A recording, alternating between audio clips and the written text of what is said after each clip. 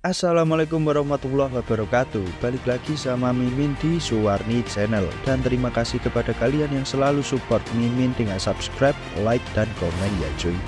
Di part sebelumnya dimana Sung Min datang secara tiba-tiba saat Taehyung mengira Yilhak tidak akan hadir cuy.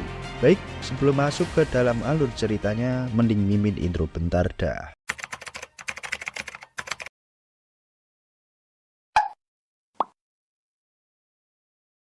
Masa keemasan, di mana hanya terdapat satu nama besar di balik Seoul itu sendiri, Yilhak.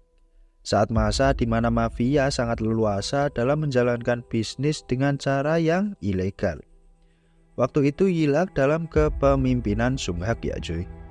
Lantas bagaimana Yilhak bisa begitu rapuh saat ini? Lee Sunghak, kakek dari Lee Sungmin, memang pribadi yang misterius. Di bawah kepemimpinannya, dia berhasil menciptakan bawahan yang hingga sekarang dipandang dengan kemampuan bertarung dan loyalitasnya terhadap organisasi. Tak lain dan bukan 9 elit Yilhak atau yang kita kenal sekarang Gudo cuy. Saat itu Sunghak sudah memikirkan akan masa depan Yilhak, berjuang dalam bisnis legal dan mencoba masuk pemerintahan dengan cara politik. Saat upaya-upaya Sunghak dalam menjalankan bisnis legalnya, ternyata dunia bawah begitu berambisi dalam memperebutkan tempat-tempat yang ditinggalkan Yilhak ya cuy. Dan dari situlah awal mula peperangan dimulai. Lee Sunghak yang melihat keadaan yang makin buruk akhirnya membagi kekuasaannya menjadi 4 pilar utama, hingga terciptanya perkumpulan Jeonggui ini cuy. Scene berpindah setelah kemunculan Sung Min yang dikira Taehyung tidak hadir. Seketika suasana pertemuan kian menarik di mana Sung Min dan Taehyung saling menyindir cuy. Sesaat setelah duduk, Sung Min berkata, "Mengapa tempatku menjadi perkumpulan hewan, di mana sangat banyak sekali serangga yang tidak tahu diri di sini?" Setelah itu, wanita penuh tato memotong obrolan Sung Min dan Taehyung yang sarkas dengan berkata, "Yilhak telah hadir, mari kita mulai rapatnya." Sung Min segera melaporkan bahwa Gyeorang telah melanggar perjanjian damai yang dibuat karena telah menyerang Yilhak. Haesong dalam hal ini walau cenderung memihak Gyeorang, mau tidak mau ya harus mengungkap fakta yang terjadi di lapangan dan berkata, Gyeorang melanggar aturan di mana telah menyerang Yilhak. Dan tidak hanya itu, Gyeorang juga telah mengambil aset Yilhak. Sung Min kemudian melanjutkan bahwa Gyeorang harus mundur dalam majelis ini cuy. Taehyung tidak mengelak dan membenarkan apa yang telah terjadi. Namun Taehyung ternyata menyimpan bukti pertemuan Sung Min dengan Taesan di belakang mereka dan berkata, "Apa kau kerjasama dengan Taesan yang telah menyerang Gyeorang? Jika iya, maka Yilhak dululah yang telah melanggar aturan majelis ini." Sung Min menjelaskan bahwa pertemuannya dengan Taesan tidak ada hubungannya dalam penyerangan Taesan ke daerah Gyeorang cuy. Namun Sung Min di sini juga dibuat bimbang karena tidak bisa membocorkan proyek untuk menghancurkan Taesan kepada para pemimpin organisasi yang lain. Atas dasar itu, Taehyung mengusulkan bahwa majelis ini mending dibubarkan saja. Dan Taehyung siap dengan peperangan yang terjadi nantinya. Mendengar hal itu, terlihat wanita seksi penuh tato dengan nada terkejut berkata, "Taehyung, kau sudah kelewatan." Dengan sikap pasrah, Sung Min menjawab atas usulan dari Taehyung, "Terserah kau saja berdebah." Haesong mendengar hal itu berkata, "Hei Sung Min, apa kau hanya akan pasrah melihat hal ini? Karena situasinya panas dan jika memang Jeonggui bubar maka peperangan bisa saja terjadi saat itu." Dan wanita penuh tato terlihat dikawal oleh seseorang yang masih misterius ini cuy. Taehyung dengan percaya diri berkata ke Sung Min, "Bagaimana denganmu Sung Min? Di sisimu sudah tak ada lagi Gudo kan?" Namun tiba-tiba Dokyung atau Yiso datang dengan memanggil nama Taehyung. "Hei Taehyung, sini, sepertinya hanya aku yang terlambat." Atas kemunculan Dokyung, Taehyung berkata bahwa Taesan tidak punya kapasitas dalam pertemuan Jeonggui ini. Secara dia telah keluar dari perkumpulan ini. Namun Dokyung balik menyerang Taehyung dengan berkata, bahwa aku dengar majelis ini dibubarkan. Apa aku harus punya kapasitas sebagai anggota untuk muncul di hadapan kalian?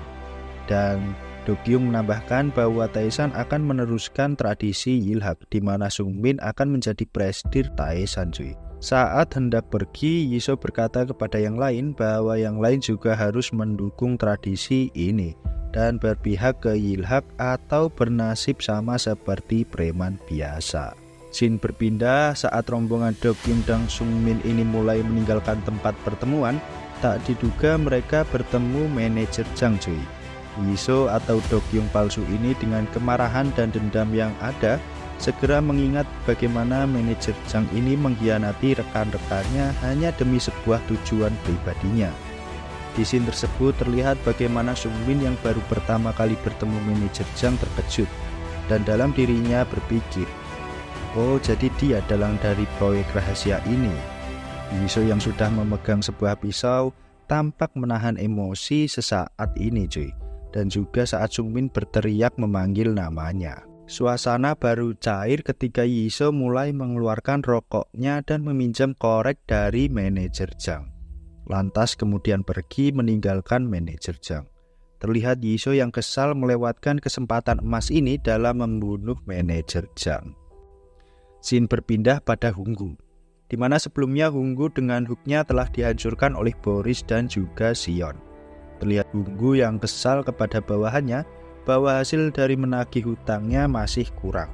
Bawahannya ini beralasan bahwa anak pemilik toko itu begitu menakutkan dan sebagai gantinya ia dibawakan apel cuy. Terlihat Hunggu yang begitu tidak menyangka akan posisinya saat ini hanya disebabkan oleh orang bertato di kepala dan si rambut pirang. Mungkin maksudnya Boris dan Sion ya cuy. Setelah itu terlihat Sion yang muncul di tempat Hunggu ini cuy dan menyapa Hunggu. Hei kapten, apa masih ingat aku? Bawahan Hunggu yang tidak tahu apa-apa sok-sokan dengan berkata, brengsek, apa yang kau lakukan si kurus? Terlihat Hunggu yang takut mendengar ucapan anak buahnya tersebut. Secara anak buahnya tidak tahu siapa yang sedang dihadapinya itu ya cuy. Lanjut. Maksud dan tujuan Sion mendatangi Hunggu ini adalah menanyakan terkait dengan tempat bisnis Yilhak yang hanya beberapa orang saja yang tahu dan bisa digunakan untuk menyembunyikan seseorang. Hunggu yang masih tidak percaya dalam dirinya bertanya-tanya.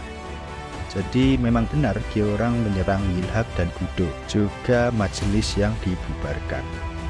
Melihat ekspresi Hunggu yang tak menjawab pertanyaannya, kemudian Sion mengagetkan Hunggu cuy dengan berkata, kau tahu tidak? Hunggu akan memberitahu Sion tempat-tempat tersembunyi Gyeorang. Namun ada syarat yang diberikan oleh Hunggu bahwa dia ingin bergabung ke Taesan. Hunggu beralasan dia harus mencari karir jika Gyeorang kalah. Mendengar syarat tersebut, segera Sion mengajak Hunggu untuk mengikutinya. Hunggu yang mendengar, Sion pun terkejut. Sion menjelaskan dan berkata, kau bilang kau ingin bergabung ke Taesan, kalau begitu ikuti aku.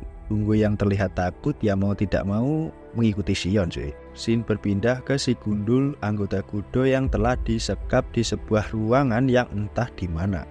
Terlihat Taehyung berkata, menyedihkan, kami harus memisahkan kalian. Namun si Gundul tidak menjawab celotehan si Taehyung ini cuy. Taehyung mengobrol dengan si Gundul dengan memberitahukan apa yang telah terjadi selama ini. Di mana Taesan memihak Yilhak, Dokyung pun mengakui Sungmin sebagai presidir Yilhak dan perkumpulan Jonggu yang telah dibubarkan. Mendengar kabar tersebut, si Gundul dengan tersenyum menjawab, apa kau kemari ingin menangisi kekalahanmu yang akan segera tiba, Taehyung? Mendengar jawaban tersebut, Taehyung mendekati si Gundul dan berbisik, aku tak peduli dengan Dokyung, Sungmin, dan yang lainnya. Di sisiku saat ini ada orang-orang profesional. Mendengar hal itu, Gundul menjawabnya dengan berkata, bro katamu, aku tidak mengenalnya, kita lihat saja nanti. Kembali ke Yisoo yang ternyata sudah mulai melakukan misi penyelamatan Gudo cuy. Lihat Yisoo menanyakan dari mana kau dapatkan keahlian berpisaumu itu kepada orang-orang yang telah dikalahkannya cuy. Baik, bagaimana kelanjutan kisahnya? Apakah Taesan dan Sungmin berhasil melakukan misi penyelamatan Gudo? Nantikan saja hanya di Suwarni Channel ya cuy. Akhir kata Mimin pamit undur diri dan jangan lupa minum susu setiap hari. Bye.